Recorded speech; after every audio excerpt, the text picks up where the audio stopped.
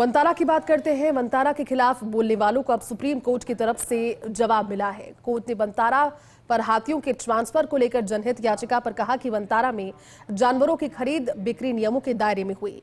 Court ने इसको लेकर एसआईटी का गठन किया, जिसकी जांच में वो तथ्य भी सामने आए जो वंतारा पर सवाल उठाने वालों को आईना दिखाते हैं। ये रिपोर्ट देखिए।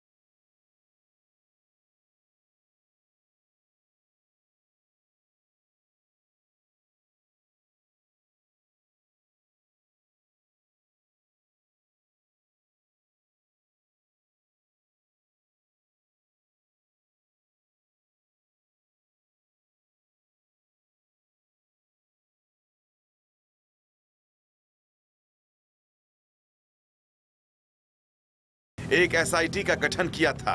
एसआईटी की टीम ने अपनी जांच में भारत से लेकर फॉरेन अथॉरिटीज तक की मदद ली। रिकॉर्ड खंगाले गए।